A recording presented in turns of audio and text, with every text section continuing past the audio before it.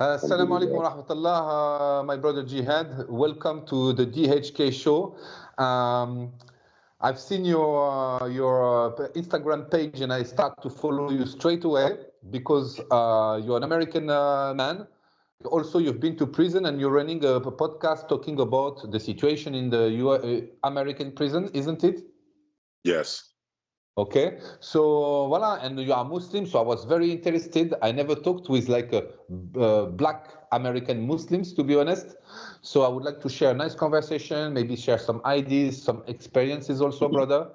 I would like first to introduce yourself, Jihad, if I may ask, please, my brother. Tell me about you, where you from, your age, you know.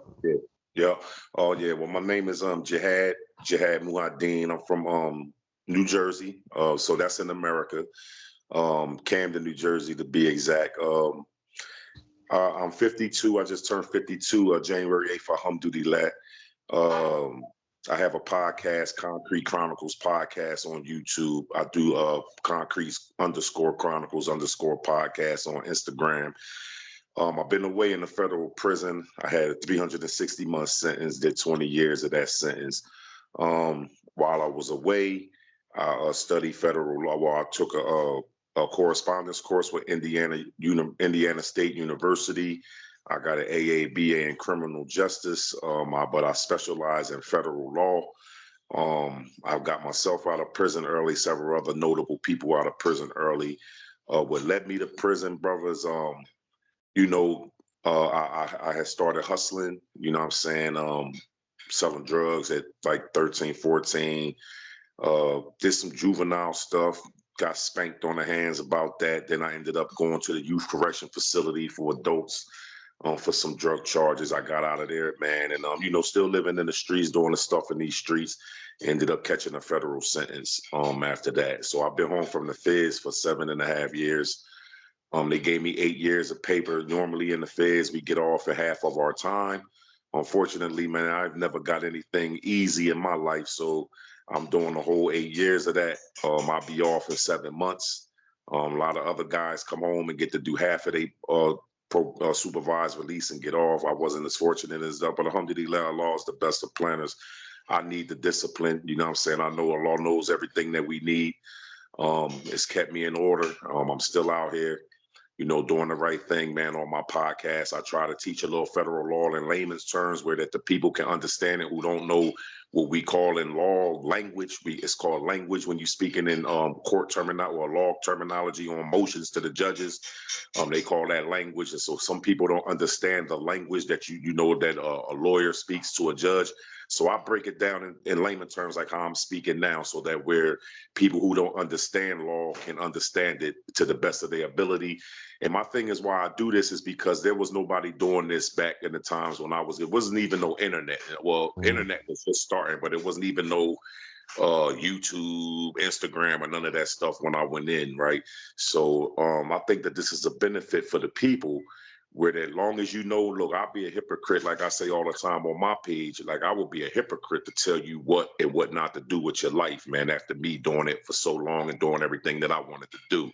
But my thing is more or less like I try to teach the people that this law so that you can know exactly what it is that you're facing and what you're doing while you out there committing these crimes that you're committing and what exactly can happen to you, and that the judge got a bed for you for as long as he tell you need to stay in it. You know what I'm saying? Sorry, my brother Jihad, we're going to get to that. But just to understand where you're coming from, Jihad, you told me that you come from New Jersey. That's where you come from, isn't it? Yeah, I'm from New Jersey. Okay. I'm from a little city in Jersey. Oh, so how did you grow up? Because we have us, in France or in Europe, this vision of the ghettos, the big tower, in the United States, the gangs, So how did you grow up as a young kid? You started to hustle very young in the street. Did you you've been part of a gang, of a group, of a family? How was it? How was your family? Because one second, my brother man. Because also what they says also this is the families are broken. Sometimes there is no father figures. So I just want to understand from you, my bro. Okay, so like a basic lay down of my life story is this, like, I had a good family, I come from a very decent family, like basically would never even have to do some of the things that I was doing. Like, when I was young, my father was active in our life, but my mom was a single mom. My mom was raising me, and my sister, right? So I come from basically a single parent home, My mom did what, the best she could do for us, as a single mother, and trying to guide me as a young man in the right way. So like, I wasn't always in those streets. I've been to private schools and everything. I'm very intelligent, which is why I was able to probably elevate in the game the way that I elevated in it, because I'm very book smart and I'm very street smart. So, I started young, and then when you growing up, sometimes people go through different stages in their life and go Yeah. through changes. So I had, at a very young age, I had to get out in the street to make a life for myself.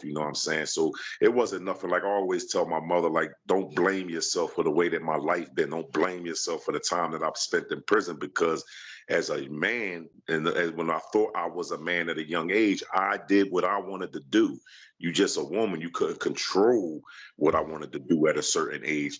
But coming up in the gang now, like gangs in Jersey came later and towards the mid 90s. Like, we didn't have no gangs. Now, what we did do is that we represented the streets that we come from. Like, I was from a block called 24th Street, and we had our crew was called the Black Posse. So in my city, you had Hilltop Posse, you had downtown 456, you had the North Side Posse, you had 32nd Street, Utah. I don't know if I mentioned Hilltop. You had Centerville, Posse, CVP, then you had the branches off of them, 8 Ball, Goodwood, and all these lynch mobs and all these little things. But like, gang Warren, like Bloods and Crips. Now, we wasn't into that. Did we fight? And occasionally it might have been a shootout or something like that. Oh yeah, that stuff happens. This is the hood, you know what I'm saying? But as far as you can't come here, you can't go there, like, because a lot of us growing up, we got kids on all parts of the cities. A lot of us is from one side. We talk to the girls on the other side. So it's not like we was territorial. And certain men could go anywhere they wanted to go. You know what I mean? And it didn't matter. Like, it was just, we represented our block, and more like it was like party time when I was coming up. Like I said, I'm 52. So this is 87, 88, 89, the years that we was representing our blocks under these names. Is it ghetto? Yeah, of course. It's impoverished. You know what I'm saying? Section 8 projects, hood, everything that goes on, and whatever you can imagine, whatever they show on the TV, dope fiends around, and all that. Yeah, it's like that. You know what I'm saying? And you wanted the money when you were young. You had this, because me, I was like this also in the street when I was young, dealing some hash and weed, because I wanted to have the Nike shoes. I wanted to have the Redskin jacket, leather jacket. It was the same that's how also. it starts. That's how it starts. Sometimes, unfortunately, man, you come into this era of your life where your parents can't afford to get you the things that you want. So notice what I say, the things that you want. Right. So then we turn to these streets and we start to do things that we want to get the things that we want. Right. Not knowing the consequences behind. We always got in the back of our mind what's the consequence. We always know in the street, or you can get locked up and go to jail. You just don't know the seriousness of it until you end up there. But yeah, that's what I was into all of that. When I came up, it was cars. Like, I was 15 when I got my first real car, like a Oldsmobile 98, phone in it, stereo in it to shake the pictures off your walls, big rope chains. If you follow my page, I got all those pictures up on my page. Yeah. Because I was trying to put a documentary together. Unfortunately, a lot of my homies that I came up with are dead. Got killed in the street. And some of them are dying right now as we speak. I just lost a couple homies last year that I grew up with. Then I got some that's still in prison. You know what I'm saying? And but the ones that are here that we come up together, we still got a close knit family type friendship. You know what I'm saying? I still talk to a lot of the guys in those pictures that's alive. I still talk to them today. You know what I'm saying? Like, it's a couple guys in there that I still deal with today. But like, that's what it starts, man. You be in these streets, you want the Nikes, you want the Timberland boots, you want the watches, and the jewelry, the chains, the clothes, and you want to look this part, man. Because see, everything is really, what I always say when I talk to people, I say, man, the drug dealer's lifestyle is more addictive than the drug itself, because you're addicted to this lifestyle that you're trying to keep up. You know what I'm saying? And Yeah. you get caught in that web of that, man. And in the web of that, you start to make more, you start to do more, and then different fractions of law start to look at you. You know, before when I started out on the block, and it was just the local police task force, Yeah. Vice. You know, then as you grow, elevate in the game, it's the FBI, DEA. Yeah. You know what I'm Yeah. Yeah. saying? Yeah, I get you. But brother, because it's very interesting because it's quite a same pattern as us in Europe, in the United States. But for example, because you say you come from a good family, like people with mind, with intelligence, when you come home, when you arrive at home with your new chain, dressed up like a drug dealer, I would say, what your mom she was saying. My mom, she used to beat me up hard, brother. Yeah. So. I used to get that, but the thing I think what my mom realized what I was doing. No, my mom never condoned anything that I Okay. was out there doing, and Normal. she, like I say, she's a woman. She did the best that she could do. You know what I'm saying? Like, nobody can make a man do anything that he doesn't want to do. You know what I'm That's saying? true. So it's like those beatings, after a while, you become immune to those. Those don't hurt no more. You know what I'm saying? The more as you get, and then it just comes, it comes to a point, man, where like people start to accept the things you do now. Have I had talks? Look, son, you're gonna end up in jail. Look, son, Yeah, this can happen. Yeah, of course. A kid is their mother's love. You know what I'm saying? So of course I got all of those course. talks. That stuff go through one ear and out the other when you living in that life. You don't want to hear that. And even as I started making more and more, still, I used to get that, like, yo, you don't want to go to jail. And you know what? Let me tell you something about prison. And we could talk about what was going on in the prisons, but let me say this. Um, Everybody that I thought was going to be there for me when I went to prison, people I was looking out for, people I, did a lot for, none of them was there. Only people was there for me Very when I, few. Very few. The very brothers. few. And you're lucky. You're lucky if it now a couple of the guys that I still stay in touch with, yeah, they roll with me. You talking 20 years. That's 2 decades. That's a long time for a man to be away. You know what I'm saying? But for the most part, my mom and my sister did my time. I got 2 daughters, when they became of age, yeah, they started riding too. But my mom and my sister, all I ever had through my whole bid. You know what I'm saying? Like, ain't nobody was there for me doing nothing for me. You know what I'm saying? Like, they was out here, and one thing I learned, like, damn, like, it's rough out here. Like, when I used to call, yo, I need this, I need, commissary coming up, my commissary day. But now that I'm home, I see the reality of inflation out here, bills. Like, people don't, people love you when they taking care of you, doing things and for you in prison, man, because it's rough out here. I got homies that's in there that I wish I could do more for, but I'm not in these streets no more. I can't do the things that I wish that I could do for them. You know what I'm saying? And I be telling them, like, yo, like, when you hit, like, when your family be telling you it's rough out here, dog, it's rough out here, man. It's bills. They But constantly coming. They constantly coming. You know what I'm but saying? And we Jihad, not, yeah. you made the point. Sorry, brother, to interrupt you. You made No, the you point good. because when we get to prison, often it breaks the family links. So it didn't break your family links; it make it stronger because you were with your mom and you were your sister that they supported you while you were the first time at your juvenile prison, and then the second time, and then the third time. So they didn't give up on you, I would say. Yeah, no. See, the thing is this. Only my family is my mother and my sister and my kids, and I'm married, my wife, right, and my nephews and all of this, right. But when you go away, man, don't nobody owe you nothing. You know what I mean? This Yeah, is something that a man got to come to terms with. Not even, not even family. They don't really owe you nothing, right? Because you put yourself in a position to deal with the consequences of your acts. You feel me? mm, So, as far as like family and stuff like this here, yeah, I'm cool with my family. I got a pretty decent sized family. I'm cool with them, but like my family is my mother, my sister, my wife, and my kids, and my nieces, and my yeah, nephews, like, and grandkids. That's my yeah, family, yeah. and The that's what inner I care circle. about. Everybody else, they didn't owe me nothing. They didn't owe me to be there for me while I did this time, because I was in the street doing what I wanted to do. You know what I'm saying? Now, my appreciation and my real love and admiration that I have for the people, is my sister and my mom and my kid, because they rode my bid with me. My family, I love them, but they didn't owe me to do that.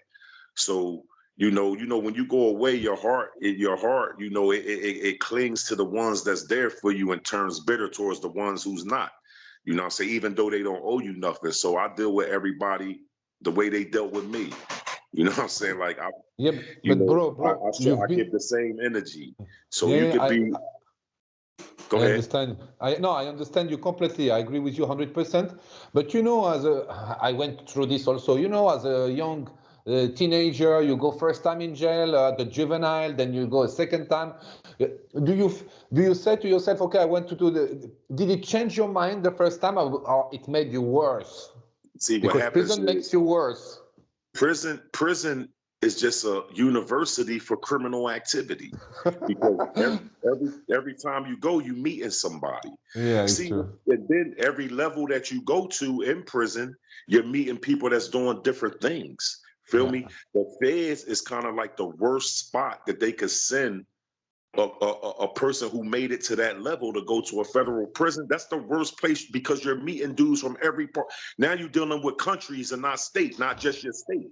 You see, now you're dealing with 50 countries. You know what I'm saying? So, or 50 states. You know what I'm saying? You're dealing with the whole United States, and you're dealing with other countries. You feel me? Now you meeting men from other countries that's about big things, and we exchanging paperwork, reading each other's paperwork. We know what each other's about, and you making very, very strong connections. So the feds could be a gift and a curse to a person. You know what I'm saying? Like, you gotta really have your head on, man. Because see, my thing is this. My thing is, Allah, He know how He makes us. Allah, He says He's not gonna put a burden on us greater than we can bear. Comes relief, right? So He know how He made me. The 2 years I did here, the 3 years I did there, that wasn't enough for me, right? That was just a smack on the wrist.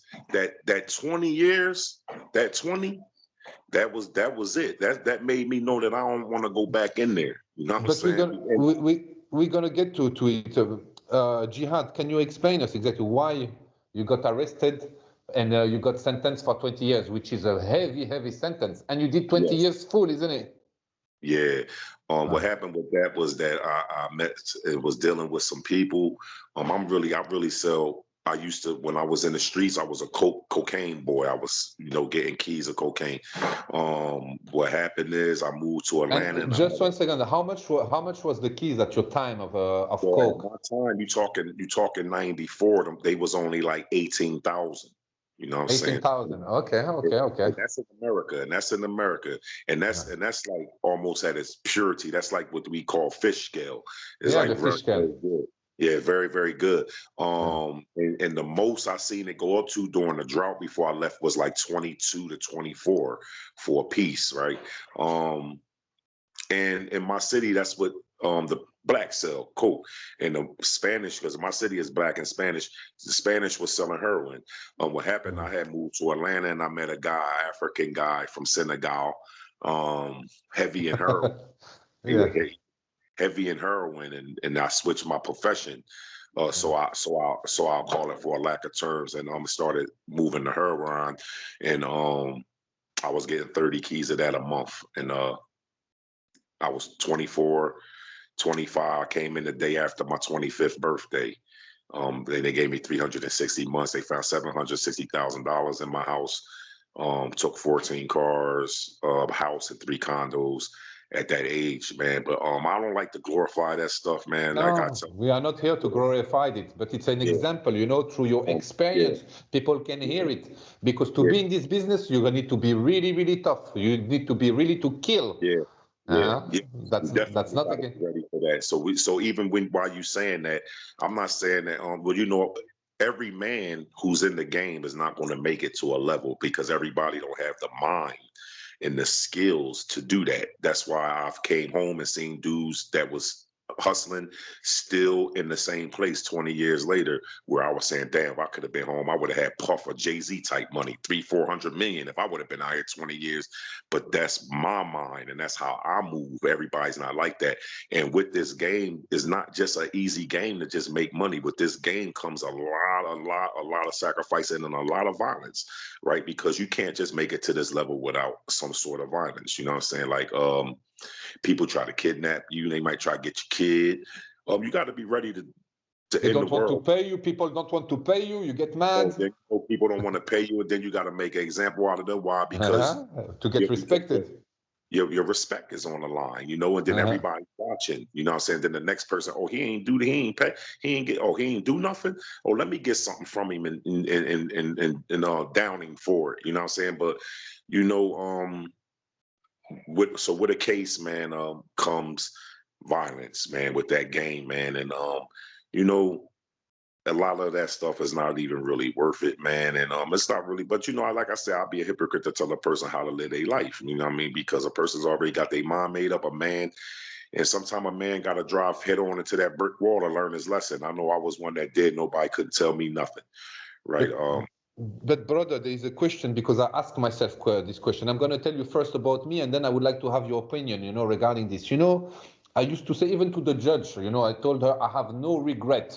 You know, and if I have to do it again, I will do it better. You know? I was very arrogant. But brother, I've been reading something, you know, in our hadith, it says that the fact that you have regret is the first step of forgiveness from God, you know. So now I say I regret, honestly, you know. Before I had no regret till last month, I would say. But since I read those you know, spiritual messages, you know, I said to myself, no, I'd like to be forgiven.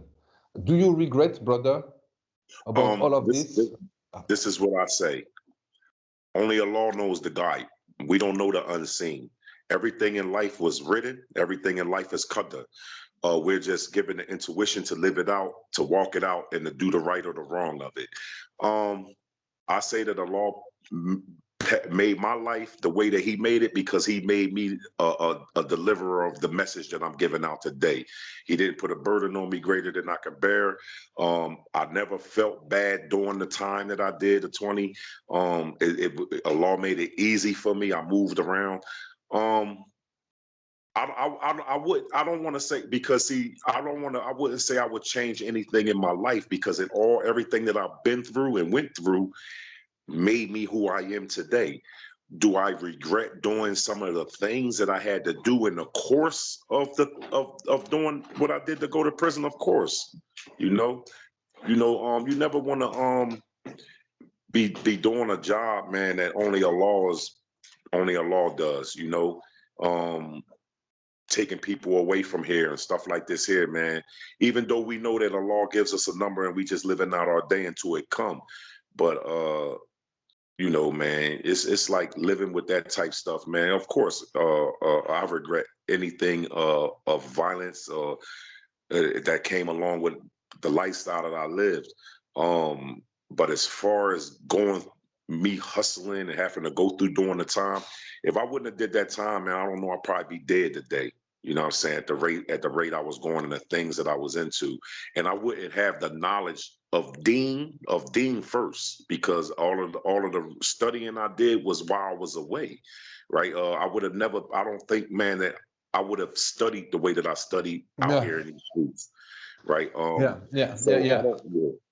I don't regret the going to prison and that, but as far as like the things that I did in the course of doing the things I regret a lot of that, and I've offered Tabo for a lot of that. No, I understand completely, but we're gonna go through this, your spiritual, you know, chemin, your spiritual path. We're gonna try to understand also this, you know, because we went all through this, and you know, us as Muslims, because we're born Muslims, we're North African, you know. Most of us, well, not most, but a lot of us, you know, don't pray. You know, we believe in Allah. We do the basics, you know, Ramadan, don't pray, you know, the basic stuff, you know, Eid. But when we arrive in prison, most of us, we put our head on the floor. You know, most of us, we start to pray. You know, and it happens to a lot of Muslim people. For example, in France or in Europe. You know, we don't pray. We have the party, everything. You know, have fun outside. But when we get banged up, then we start to pray and then to be closer to God. We call on Allah in our times of hard oppression. With me, right? I found I was. You were Christian. You were I Christian. was a cold-blooded Christian too. I used to fight Muslims in the juvenile. Like, Okay. yeah, I was, and I knew the Bible front to back, because what happened is I got on a school bus, man, that came around, and it took me to a church, and they was giving out candy bars if you answer the question. So I just started studying and learning and studying so I could go win all the candy bars. And I took my mom and my sister too there, and my mom, my mom is like a minister now today, and strong in her religion and stuff like this here. But she respects my religion because one thing she knows that I was Christian, you know what I'm saying? And I do know that Bible front to back. And in the prison, I used to challenge the Christians and, break them down because I was a strong Christian at one time. But one thing about me is, like, I'm like a person that's like, it's hard to convince me of things. So like when I hear the truth, like when I heard the truth, I knew it was the truth. You know what I'm saying? They say Allah makes the Muslims, nothing nobody could do or say to make you Muslim. Allah makes the Muslim. So I know that I was chosen by Allah, man, to receive the message. You know what I'm saying? And then with that, I don't play with anything. So I started studying and studying and studying. So Allah, he took me out of my circumference to things, out of my comfortability zone where I was in these streets, hustling, living good life, and put me into the hard shit. Right? It's because why? The hard shit is going to it's going to increase your warship. You feel And may me? I say something? أعوذ Yeah. بالله من الشيطان الرجيم بسم الله الرحمن الرحيم. فإن مع العسر يسرا إن مع العسر يسرا. After hardship comes ease. Indeed, after hardship comes ease. Alhamdulillah. Yeah. And alhamdulillah. And that's what I think that Allah wanted to show me personally with my faith, because I gave you a 30-year sentence. It never made it. I've accepted it. I accept the qadr. We don't call ourselves believers and can't accept the qadr of Allah. I accept the qadr.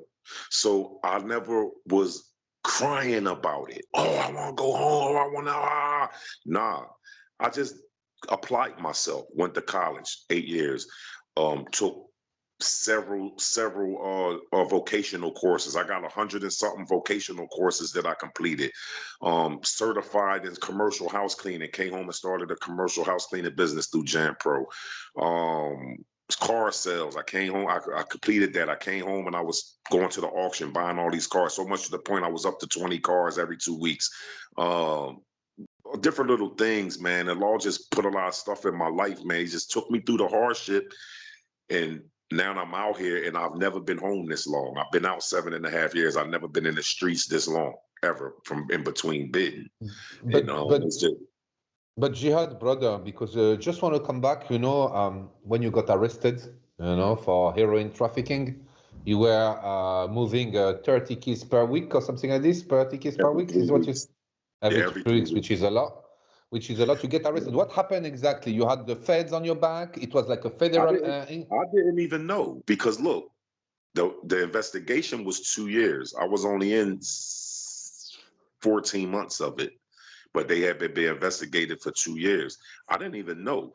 Out of 6,000 pages of wiretap, I'm only on, like, I think they said 113 pages, and I'm not talking about nothing but cars and nothing. So when they got me, they was telling me, I don't know nothing about the feds. They was like, listen, you facing a life sentence. You're a career criminal. They're gonna give you life, man, for your drug weight. And so do you want to help yourself? So I'm like, help myself. In my state, that means like get a good deal. I said, yeah, I want to get a good deal. He said, all right, well, you need to tell us everything you need to know that you know. I said, well, I don't know nothing. So he was like, you don't know nothing. We find $760,000 in your house and you don't know nothing. I said, yeah, but if y'all know anything about me, I just came home from doing 4 years. I was a drug dealer and I had that money. So he said, oh, we knew you. He said, we knew you was going to say something like that because you're very, very intelligent. But see, the serial numbers on the money we found was printed while you was doing your 4 years. So this is new money. So I said, so I went through that, man. But and I just stood 10 toes down, man. And they didn't really have nothing on me, man. I didn't get caught with no drugs. This is what we're seeing the feds. This is what I want to explain to the people. They got something called relevant conduct. So when they find money they turned that into drugs. So they said that was equivalent to 5 keys or more, and give me a 5 key or more heroin attribution, drug attribution to the conspiracy with no drugs. It's called ghost dope. So that happens, man, and that's what these guys don't know. They be playing with their life and freedom out here. But yeah, so I didn't even know that they were on us until it happened. It happened at a flash too. And one day they knocked at the door, man, and it was over. I didn't know what was going on. But don't say they arrest you. But how long did you stay in remand waiting for your trial? Because in France, you can stay up to 5 years. No. I was done fast. I was out there in like a year. Ah, okay, that's good. Yeah. So you knew your sentence very fast, which is good, but yeah, it was fast. It was fast. And then they send you to federal prisons, isn't it, Jihad? Yeah, I went to federal prison. Yep. And you did your full 20 years in that same place, or they moved you around? No, I've been in like 13 different places. Okay, I see. Yeah. So I've been to California like 3 times, Indiana, Kentucky, Virginia, West Virginia, New Jersey, Pennsylvania, Texas, Louisiana. I've been around in a lot of those spots. Yeah, me too. I've been around for 7 years. I've done 6 different prisons because I did attempted escape. I was crazy in my head. I had enough, tried to escape, and from there, every 10 months they moved me to a different place. So it wasn't that easy. But every time I used to move with my phone. I don't know how they didn't find it. So I always had my phone on me, But at your time, it wasn't no phone at your time, isn't it? No, we ain't had no phones. They just started that like towards the time I came home, 2016. But in the feds, you needed to be like in the low or the camp to have a phone. Like it was no phones in the penitentiaries or the mediums. Like those are, the penitentiary is the highest security, the USP. It's hard to get anything in there. And then the mediums are like a little hard. They're like right underneath the penitentiaries. So it's a little hard to get things in there. But like they got phones everywhere now. And I get calls and I get videos sent to me to post on my platform, live videos. But how they get in? Because of the corrupted guards, you think, or any other ways? They got different ways to do different things. And I don't even want to expose my little way because people are still in there probably using it. But, everybody got a way to do things, man. When criminals think, you know what I mean? But brother, because we're gonna come to your spiritual accomplishment, I will say. We talked about accomplishment earlier. Right. You arrive in prison, they gave you a hardcore sentence, I would say, 20 years. 20 years, it's full. You have to do it full when they say 20 years, or it was more than 20 years? It was 30 years, 360 months. With two-thirds of the sentence that you have to do. In the feds, you do 85%. 85%, okay. So 85% of 30 is 25. Okay. But a law, like I said, I was studying law, and the law came out, The Johnson law came out, was a U.S. Supreme Court ruling. And I had been arguing this same issue for like 16 straight years. And they gave it to Johnson and didn't give it to me. Okay. He had a good lawyer. I guess they didn't want to give it to me because I was arguing it as a pro se. I was arguing it myself. They probably like, how do he even know? But I had the same exact argument. So what I did when Johnson came out, I piggybacked. I turned around. I sent the actual innocence claim, which you can claim actual innocence at any time of your bid, even though you might be exhorted all of your remedies or time barred on your filing your habeas corpus 2255 or 22. I went in on a 2241 under actual innocence, and it wasn't even a 2241. I think I had just I had resubmitted a 2255 or something as an actual innocence, and they bit, and they assigned me an attorney, and the attorney was like, I don't know what you did. I don't even know how you did it. They gave me a court hearing over the phone because I refused to leave the compound. I never want to leave off no compound. and go to court, because only, like dudes that's going back to tell go home do that. Yeah. So I stayed and had a court hearing over the phone in the counselor's office, and the But how judge long? gave me Sorry, go on, brother. Sorry, I interrupted you. I had got an immediate release from my sentence. Yeah, After, but all this. How long it took you to do all this process, brother? It took you years, I guess. took years. Like I said, out of a 360-month sentence, you do 25 years. I was already in when I got my immediate release for 20 years and 8 months. Wow. So, brother, because you've been to almost 13 different prisons during your entire sentence, how it is when you arrive? Because you don't know no one at the first. You have, because us we see in American prison as very violent, gangs. People don't get out of it. People dies. We hear a lot of stories. Is that a legend or is that true? First of all, and that's absolutely true. how did you swim? Because you swim behind sharks, I would say, around sharks. So how did you go through it? When did you have you been? Pardon, sorry. Well, the thing is, I landed in one of the worst federal penitentiaries that you can go to. A lot of people don't. They decline going on the compound. When you get an R&D, they ask you, can you walk here or do you want to go away from here? And I never knew what that meant until I started doing my time. And half of the bus said they couldn't walk on the compound. Now, when I don't know nothing about the feds, I'm just getting in. It's USP Terre Haute. It's 96. Listen, rough house, death house. The people dying in there left and right at this time. I don't know. But these guys been in the feds, they know. So they like, I can't walk here. They go to the hole and go to a different jail. I said, Jay, I could walk here. He was like, you sure? Is your paperwork right? I don't know about no paperwork. We don't got that in our state. Yeah. But I know I didn't tell on nobody. I said, paperwork? Yeah, for what? They was like, yeah, are you a rat? I said, rat? Hell no. Put me on the compound.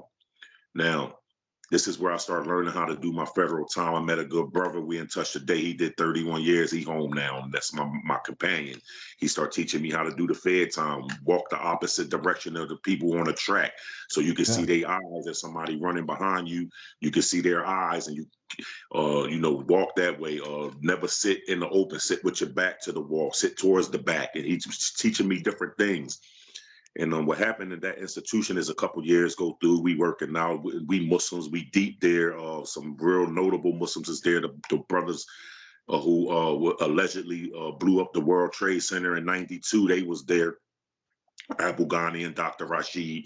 They was up there with us, and we had a real strong community. But anyway, the prison, and then I started meeting people. And then a man, and your paper in the feds is all about being a man. Your paperwork need to be right. As long as you ain't no rat, you are men amongst men.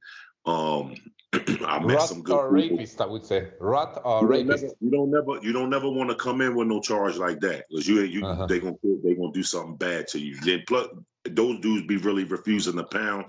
But the ones who do come on mostly be either white or Indian with those charges, and they punishes them bad. I mean, honestly, a dude get killed literally an Indian for that. But I caught my first stabbing down there. I got stabbed, and then a dude thought I was cutting the main mess line and stabbed me. We started rumbling. He got me. We went to the hole, this, that, and the third, and they had the buddy system. If y'all kick it with each other, y'all can come back out. So we did that. When we got back out, my old head was like, "Yo," he said, "Yo, you got to go finish him." I was like, "What?" He was like, "Kill him." So I was like, "Kill him?" He was like, "Yeah." They taped my hands up with the knives. I ran in the mess hall, stabbed the boy up real bad, and that kind of like rolled with me. You know what I mean? Like, oh, that's Big Jah. He go. You know what I mean? So that like rolled with me. And then it was like, I caught 27 extra years in the feds, putting in work. So a lot of places I've been, they roll with me. So like, oh, that's Big Jah, he go. And I've always been on the Sharif staff, always been like the head of the security, every institution. Yeah, so it's like, and my name still today, like my wife, like I be telling her, like, you don't know who you married to. Then dudes come home. Like I've seen a guy in the parole office last week. And when he seen me, he just hugged me. Yo, he gave me my shahada.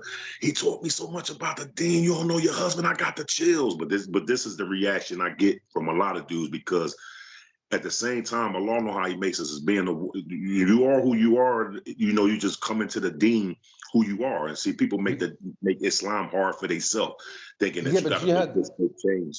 sorry, like we need to understand that. You know, at what point did you get close to the spirituality? At what point you understood that the message of Islam was the right for you? You know, did you meet people? Did Yeah. you start to talk? Did you have dreams? You know? No, no. Oh man, let me tell you something about. Let me tell you something about the very first dream I had. Uh-huh. I was Because laying in my home, and I heard this strong whisper. This light came in through the window, boom. And I was just telling my wife this, and it was by my bunk. And he was saying, "I'm the Lord of the universe, and I'm the ruler of the world." It was loud like thunder, and my bunkie kept saying, "I know." He said, "You were saying, I know, I know, I know. Worship as you should worship.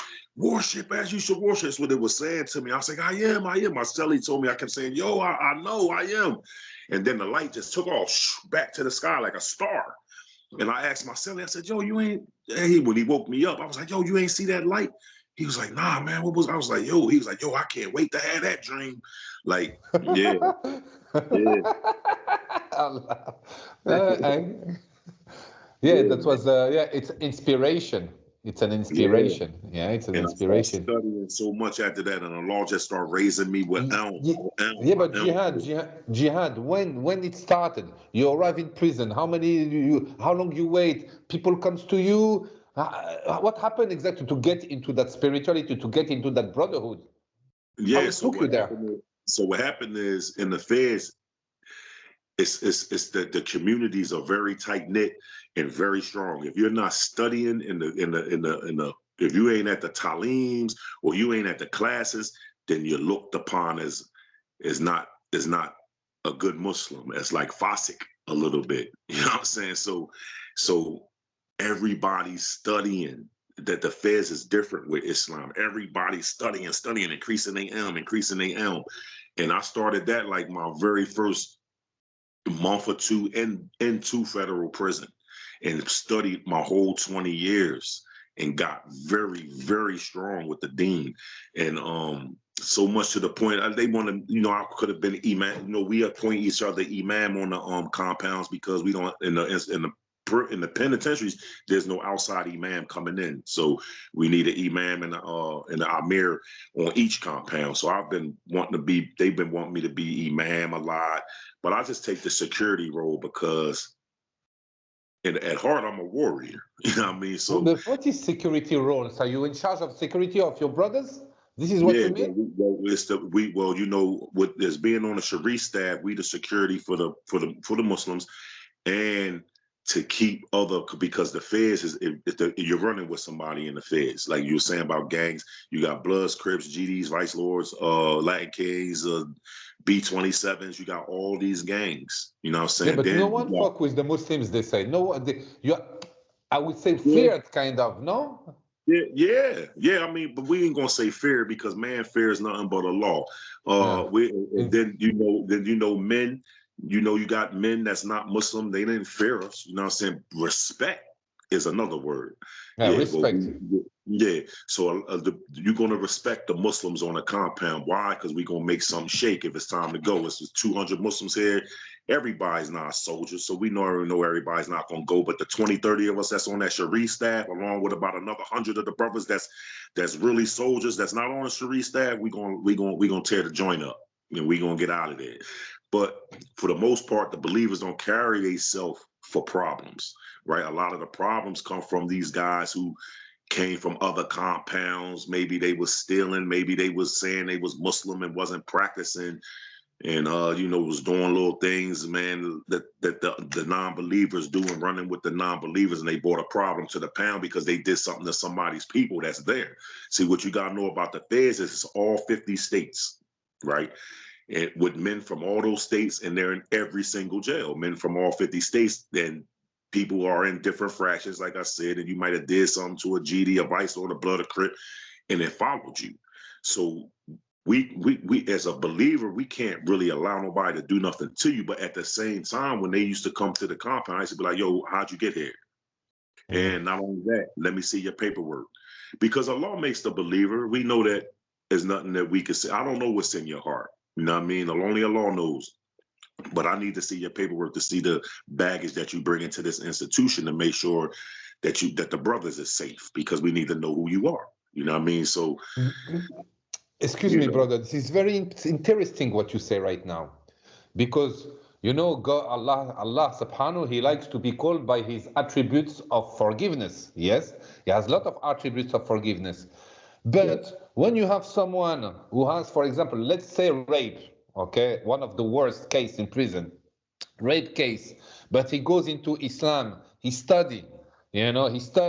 Will he be rejected by you, or will he be welcomed by you because you see that he does he changed himself and is going back to his beliefs? Okay, I'm gonna answer this for you. I have to answer this on every podcast that I come on. Yeah? Yeah, because they always talk about rats, that the Muslim harbor rats, and then a guy maybe got a rape charge. Allah makes the believer, like we say. A sword came down when the Rasulullah Sallallahu Alaihi Wasallam and his companions were at war, and Ubaydullah chopped the brother's head off. And he said he only took Shahada because he was under the sword. And Allah said, you don't know what's in his heart. I do. So I don't know what be in these men's heart or these guys' heart. We ain't gonna call them men or rat or child molester. We don't know what's in their heart. Only Allah knows.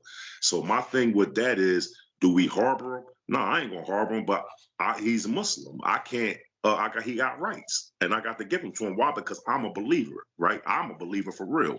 So that's why I say I have to ask for your paperwork. Now, with that comes this: if I see it in there, don't miss a class, and you better not miss a prayer, not one. And if you do, it's off to the wolves with you, because you're fake and you're only over here for protection. To me, Allah knows your heart. So, do I embrace him? I give him his rights as a Muslim. Period. Everybody got rights. We got rights over one another. And I give you your rights. I give you salams. I know your blood is sacred. This is what I'm telling you. Don't miss a class, and you don't miss a congregational prayer. Don't do it. But no, very interesting, bro. Very interesting. You see, but you as a Muslim, Black Americans, but you were all Black Americans, or it was Arabs also, and people from. Like I said, Dr. Rashid and Abu Ghani was there. They from Sudan. White people also. Yeah, every race: Indian, white, Mexican, Spanish, Black. Okay. Yeah, we got all kinds of Muslims. Wow, it's big. It's a big community. And the how do we say? How can I say that in English? Are you've been supported, by these groups of Muslims, with Dr. Farah Khan and Elijah Muhammad? Do you follow this Islam? Do you think that Islam is the right one? Well, the thing is, we know this. I don't speak on what's right and what's wrong. I speak on fact. We know that we got the hadith. The Prophet Muhammad Sallallahu Alaihi Wasallam, he drew a line. He drew a line in the dirt, and then he drew lines off of those lines. And the companion said, "Oh, Rasulullah Sallallahu Alaihi Wasallam, what is this?" He said, "This is Islam." He said, "Those are the 73 branches, and this is the right way, my way. Hold on to it with your molar teeth." So we know that. So now we know that there's Islam, and we know that there's branches of Islam. Okay. We know that the Rasulullah Sallallahu Alaihi Wasallam said the straight path is my way. Yeah. So with a person, and I've never been one to get into the religious debates and who's right and who's wrong.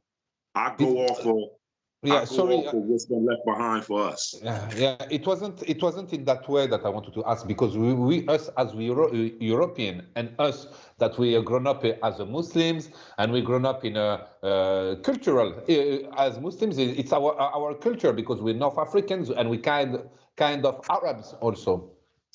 So, and we had this view about those people who follows, how do you call this group of that they follow Elijah Muhammad? Forget the name of this group of Muslims. So for us, it was a bit strange, how they practice their Islam. So we want to understand. Yeah, the nation of Islam. For us, it was a bit, for us as French and North African, it was really for us, it was really strange, I have to say. Like, it's really not common, you know? So we had this Yeah. view that it was really different. Yeah, because see, this is something that was introduced over here in the United States, in America. I don't think it was introduced in abroad. So I don't know much about their religion. Okay. Because we have our Sur Catherine. I'm not going to worship as you worship, and you shouldn't worship Yeah. as I worship. So you be your way and to me mine. So I don't, I'm like one of them guys. Yeah, Surat al-Kafirun. Yeah, I'm one of them guys. I'm cool with everybody. I've had people that I kick it with that I know that I grew up with that's in the Nation of Islam. I know people who are what they call New World Muslims. That's a big thing out here. The I don't know. Ansari. Oh yeah, Okay. you got all different types of people that say they believe. Okay. You know what I'm saying? So this is these sects. You know what I'm saying? Yeah. I follow the Quran and the Sunnah. That's good. So all of other stuff, I never get into the religious debates. I deal with a man as a man. You know what I'm saying? So whatever you follow, to you be your way, and to me mine. You feel me? So religion in prison saves people, you would say. Religion gonna save you spiritually. It ain't gonna be there to do nothing for you physically if you ain't right. You know what I'm saying? Now, yeah, I mean, if you ain't right and you ain't, and even sometimes, man, when guys come and they don't miss a class, don't miss a prayer, and they not right, still whatever they was into, because maybe they was in a gang before, and to get out the gang, they took Shahada. It'd be different little scenarios in prison with this stuff. Yeah. You know what I'm saying? So even with that, things still happen, and the fraction might be willing to just deal with the consequences that come with them doing what they did to a person. You know what I'm saying?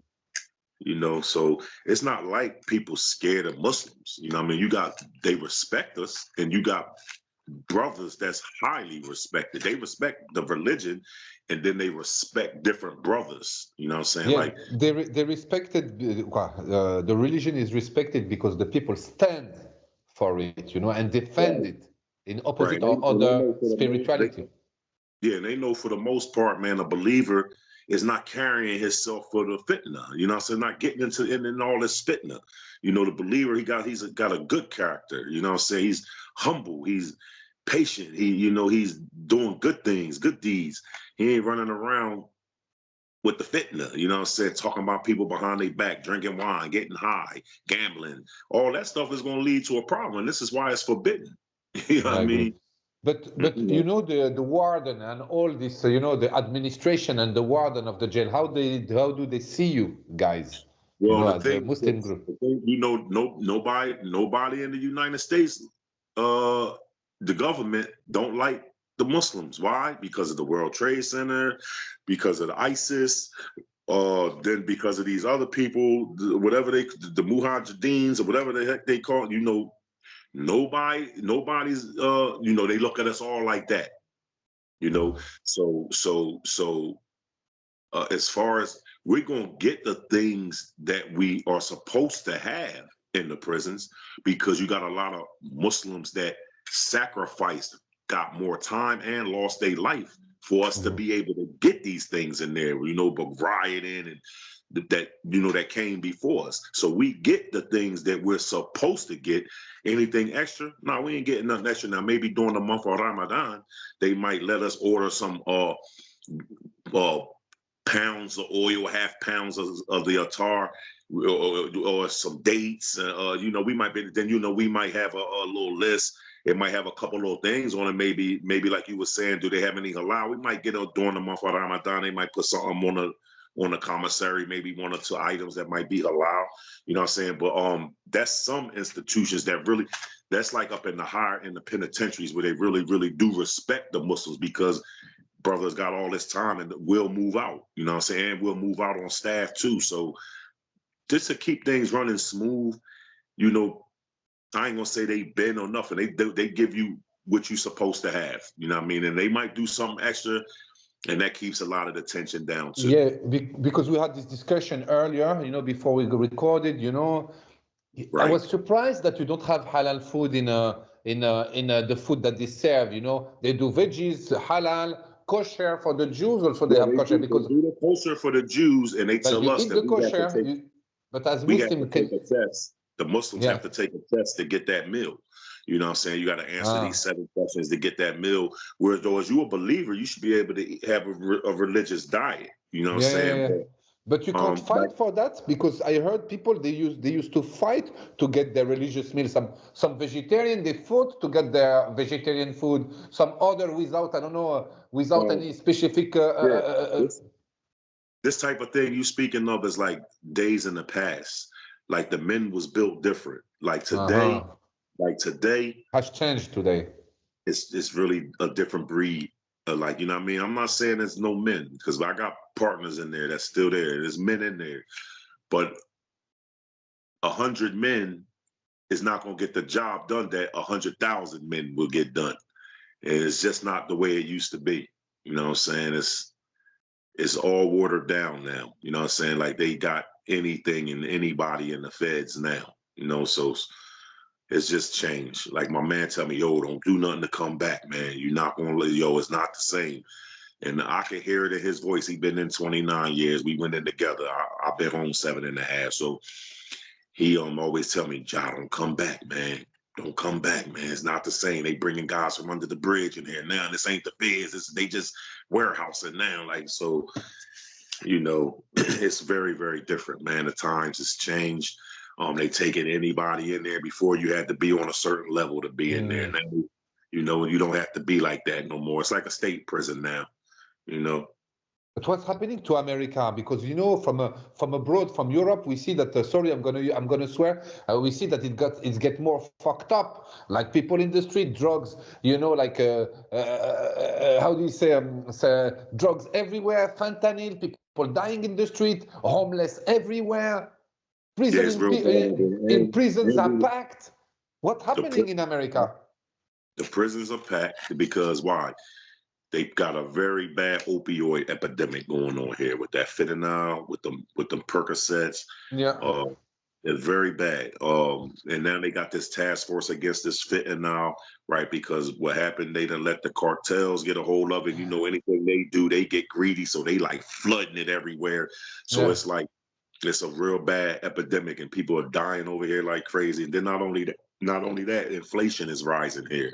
Yeah. So you got these jobs not paying, not giving you no raise, but everything out here is going up: food, rent, clothes, everything, gas, everything is going up, and you're not getting a raise. Like it seems like they're trying to do away with the middle class and only have the poor and the rich. You feel me? To me, you know what I mean? That's what it seemed like going on to me. So there's a lot of eviction going on out here. That's why it's a lot. The homeless rate done went up out here. And the prison rate is going up crazy. Why? Because people are left to do nothing but what they know how to resort to get money, because it's so bad out here as far as financial in the United States financially. You know what I'm saying? So people are taking these penitentiary chances, man. And it's like sad because it's just getting worse every day. You know what I'm saying? And Yeah, I understand. But you know, you've done your time. You know, you came out alive. You know, a better man, better human being. You know, and what happened after when you got out? You start to work. You told me that God, you know, gave you easier your life in some ways yeah, in so terms of work. when I came Um, home, like I said, I got all of these certifications in commercial cleaning. So I ended up getting hired for Rutgers University. That's like one of the biggest Division I colleges here, Rutgers University. So I ended up getting hired by them on a custodial. And I ended up moving up to have my own building. So I had the science building I'm doing, boom, boom, boom. So then, man, I see myself. I said, man, it's time for me to get away from here. Like I haven't been home that long. I was out there for 2.5, maybe almost 3 years. I said, man, it's time for me to get away from here, man. For us, you know what I mean, slip back into some of my old ways. That's easy to do when you're surrounding that you've been in doing this stuff all your life. You know what I mean? Then you coming home with nothing after 20 years, you seeing everybody, you want to get back. So I said, man, let me get out of here. So I moved to Atlanta. So when I got down here, I started working for the airport. I'm in visiting my mom now. I keep saying here like I'm home, but I started working for the airport there.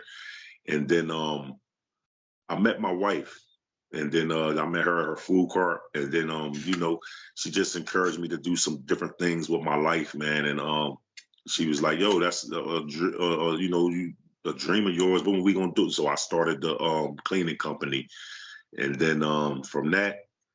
She's a chef, so she ends up getting her little restaurant. She got her food truck, so I work with her. Her restaurant, Fork in the Road. Mhm. And if anybody wanna see what she cook, it's Fork in the Road Halal Food on Instagram.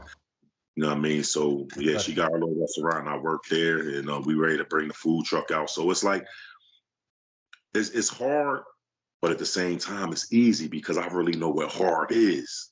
I was making $5.25 a month in prison. Maintenance pay. So I know what rough is. It happened to depend on my family to get the necessities. Forget the needs, the mackerels, the salmons, the rice, the chips, the M&M. Forget all of that because I need the soap powder, toothpaste, deodorant. You know what I mean? So and I had to depend on my family for that. So I know hardship. You know what I mean? But so out here is nothing to me. Like dudes used to come home and then I see them Yeah. again and be like, "Yo, what you was in lockup?" "No, I went home." And it'd be like 30 days. I said, "Damn, so what? It's rough out there, Big Ock. It's rough. I can't wait to get a turn. How's it rough? It's rough in here." But but I'm out here now, man, and I'm making the way, man. We trying to build up, and then what happened too is I've been through a lot, and I have a big name home in the streets, and I got a very big name in the federal institution. I learned a lot. I've been through a lot, so I just start giving the game up on IG and YouTube, teaching the federal law, showing you what's going on behind the walls. Because my videos come to me straight from prison. When you see somebody getting stabbed up on the video, that's somebody recording that on a phone and sent it right to me. You know what I mean? So when I post it. They having a problem with me posting that stuff, but my thing is, I said, y'all looking at the video and not the message that I give underneath it. You know what I mean? So I haven't been going really hard with that type of posting. I've just been doing, giving little inspirational speeches out because, see, I've been through a lot and lived through a lot and know a lot. What we think, a law say what we think we know is like a grain of sand on a beach. So I don't know that much, but when it comes to the dunya, I know a lot. You know what I mean? So I just try to give up the game, man, before somebody or somebody that's even walking in the shoes that I walked in, or before they walk in the shoes that I walk in, end up in a place somewhere they really don't want to be. You know what I'm saying? Because excuse me, Jihad, sorry, but I just want to jump on that. Many people contact you to give them those advice, many people. Yeah, like on a regular basis. I get so many DMs, and then I'm like a person, I make myself accessible. So when I be on my YouTube, I get my number. People call me, "Yo, I just found my grandfather dead on the porch. Are you the first person I call, man? I need some advice." They call me. I've been in such, because I make myself accessible, because I'm not going to be one of these guys that you see my videos and then I don't get nothing for it. I know people making thousands of dollars for YouTube and Instagram. I know somebody personally like that's, but I don't get none of that. So everything I do, my reward is going to come from Allah. You know what I'm saying? Because everything I do is from my heart, and Allah know that. So, so I just try to give out this information. I do get a lot of people, man, that be needing advice. I help people with their court cases. People call me, "Yo, I just got locked up," or "Yo, I've been locked up and this is what happened." I give people advice, show them where to look, tell them what to tell their lawyers. Yeah, I do all of that. And this is also the podcast, or the podcast is also different, and you talk more about the prison life, the podcast, or also the advice that you give to the people. Tell us about the podcast, bro. Oh yeah, on Instagram, I mostly talk about prison. This could happen to you if you do this. This is what you're facing if you do that. But on YouTube, I cover a variety of things. I do interviews, up and coming rappers, dudes that's underground rappers, independent rappers, actors, comedian boys, clothing line people that got their own clothing line. I talk a little federal law. I get on and I just go live sometime and just talk to the audience that y'all give me a topic. Let's build. Some people, they just be having things on their mind, and we just and we talk about that type of stuff. I go live and just go on in 2-3 hours. We be talking, you know what I'm saying? And then I put other videos up, whatever might be going on in the news today. I might put that up on there and give, you know, what they call a reaction video or something like that. You know, so yeah, that's basically what I do on Concrete Chronicles podcast. But regarding the prison life, brother, you know, the youth, they listen to you probably, or someone tells him, listen to Jihad, what he has to say. Do you think that the youth listen, or they don't give a damn? I get so many DMs of dudes telling me, yo, man, I'm glad yo, this is the realest. You give it the realest. Yo, we be feeling you. I get so many, and that's what gives me my inspiration to keep going and my drive of it, man. And because real is going to recognize real. When I was young, people used to come into school or the juvenile facility and talk, and we say, matter of fact, I'm getting ready to go talk to some guys in a little boarding home now down the street where my cousin work. I'm going to go in there and talk to those guys. They watch my podcast. They don't even know I'm coming. But that right there is so satisfying to me, man, because I know, you know, we used to say, what he talking about? He ain't live where we live. He don't come from where and we know that. You book talking. When I'm kicking it, you can feel it because why? I lived through everything that I talk about. I lived through it all, juvenile. I come from a good home, ended up in the street, juvenile, state prison, federal prison, been through everything that you can go through in the streets, been through everything that you could think about. You had the money, you had the life. You've seen it all, brother. I did all of that. You know, I've been hit, I've been shot, I've been stabbed. I done did all of that back. I lived it all, and it's all public record. You know what I'm saying? But now you have a beautiful shiny face, mashallah, with a beautiful beard. Light coming out of your face, brother. Yeah, you are beautiful, brother. Mashallah. It's like when you really make the change. It's going to show, you know what I'm saying? Now, it's not a perfect man walking the face of this earth. We all got our little setbacks and things, you know, but it's the ultimate change. It's the ultimate change. Everybody got a little hustle in them, whatever it is, but it's your ultimate change. You get away from the things that led you down the path that took you there in the first place. You get away from those things because we already know that those things only have one outcome. Death in prison. We know that already because we tried it for so long and it never worked. The only outcome we got out of it was prison. You know, so before we die in a state of cuff, man, and we not and you know, and there's no intercession from that fire, you gotta change your ways, man. And the law say he's not gonna change the condition of a person till he change himself. And that starts with your heart. You know what I mean? Change what's in your heart. Yeah, exactly. So it's a personal path. You have to make the choice yourself and keep the discipline, which is not easy because we are just human beings and weak human beings. Yes. That's another. So, brother, and I think we arrive at almost to the end. And you have like something to add? How do you see yourself in the next, I would say, a couple of years? You know, what is your future plans? Do you have something to say? Or, just let us know. Only thing I say, man, inshallah, I want my platforms. I see myself in the next one. I said, this is my year. I'm not going to play with my platform, my YouTube. I'm ready to get serious on it. I'll be playing with my platform. And I got a nice, strong, loyal following, right? I want, inshallah, my platform grow. I can get my message out more. Both platforms, my IG, Concrete Chronicles Concrete Chronicles podcast on IG, my YouTube platform, Concrete Chronicles Podcast, where I can give this information out, give the Dalil out. Because not only do I speak, I give Dalil out too. Because why? Allah makes the believer, right? And anything that I do, I got to mention the law.